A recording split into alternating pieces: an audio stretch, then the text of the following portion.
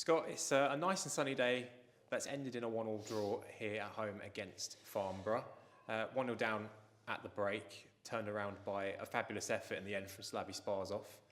How do you assess how that game sort of ended?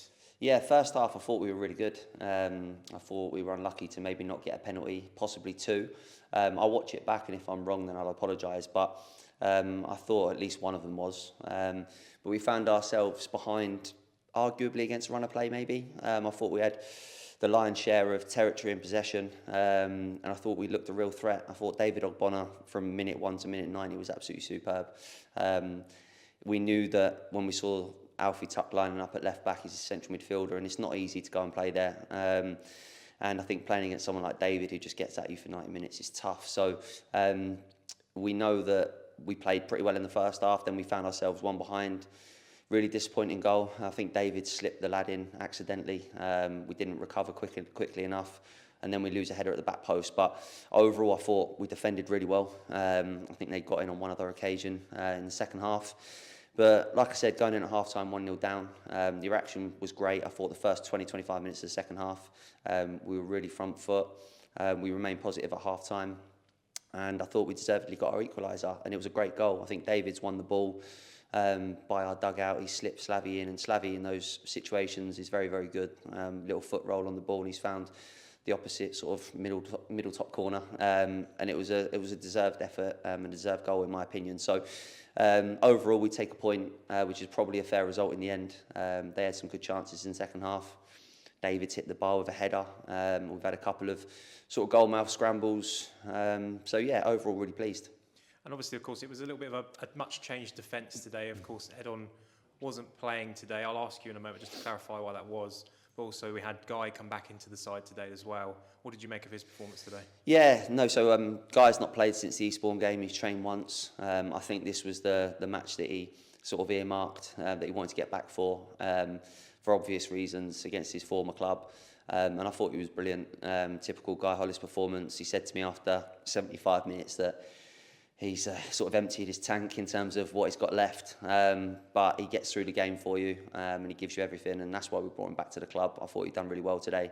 I thought defensively we were good, and then when we needed Chaz to be big and brave, he's come and made some great saves. So yeah, we were depleted in terms of our back line, but to sort of limit Farnborough to one goal with their attacking threat that they've got, I think's a really good performance.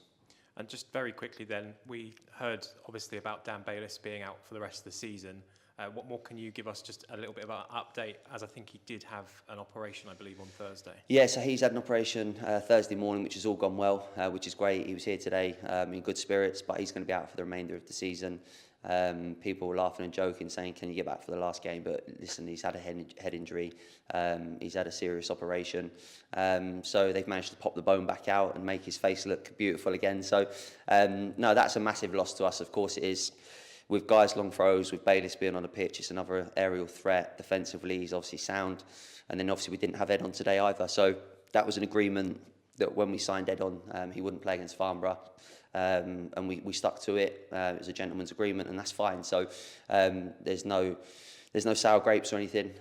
They made us aware this week that they would stick to that, and that's fine, because we made an agreement. We knew what it was. They're good friends of ours, and we honoured it, and Eden will probably come back in for Tuesday night. So overall, it's probably not a bad thing, because myself and Guy, he's come back from injury. I'm a little bit older. I'm a year older on Monday with my birthday. So yeah, it's not easy to go Saturday, Tuesday, and I believe their pitch is quite heavy. So we'll have to see what we've got, who we've got, and how people are feeling come Tuesday night.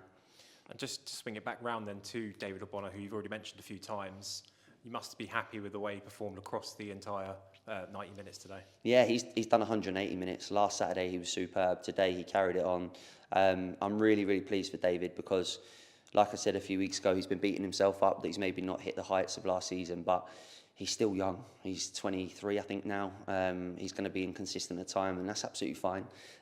If he was brilliant every single week, he'd be playing in the Football League.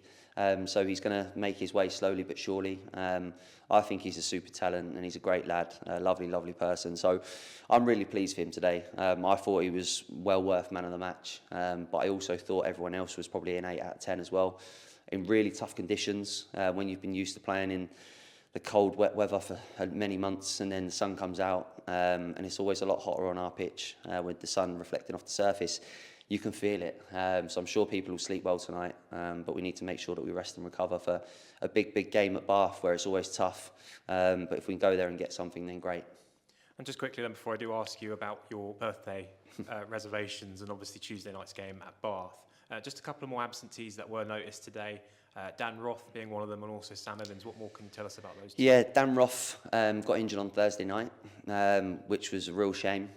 So in training, he went over on his ankle and he's got a grade 3 sprain, or whatever you call it these days. So he's in a boot. And Sam Evans, really difficult for me to say too much. It's been a tough week for Sam personally. He's made us aware that he wants to leave the football club and go and join a club in Step 4. We're trying to get a deal sorted, but there's a value to Sam. So we're not happy about it. We don't want to lose him. But when someone says that they don't want to be here and they want to move elsewhere, then we need to try and make sure that we accommodate that and make sure the deal happens, because I want people that want to show blood, guts and thunder and play for the badge and whatnot. And it's fine. It's not. There's no dramas. If he wants to move on, then we part ways amicably. But when someone says they don't want to be here and they want to move on, then we need to try and get the deal done. So, real shame, because we believe in Sam. We put him on a 2-year contract. But listen, I can't pick someone that doesn't want to be here. I'd rather play one of the younger players. So don't want to say too much. And it's not personal. He's a great lad, top player. But it's a real shame. But he's got commitments with university next year. He's going to do a master's, and he just said he doesn't have the sort of capacity or capability to fulfil playing at Step 2, so he needs to drop down the level. So there might be some news maybe in the next 48, 72 hours, which is a real shame, because it leaves us a little bit light in attacking areas, and it's coming to sort of crunch time where we need to make sure that we get points on the board. So no hard feelings at all, there's not, but just really disappointed. And finally then, just to turn our attention firstly to obviously what will be a quiet night in for you on Monday, and then Tuesday away at Bath. It's a place where we've had a bit of joy over the last couple of seasons. Obviously last year we won there. Same obviously plan for that again, I would assume, but how will you sort of look to prepare for that one? Yeah, I think, I hope it's not a grudge match anymore. I think those days are gone. I know they've got a new management team in there now, people that we get on with really well.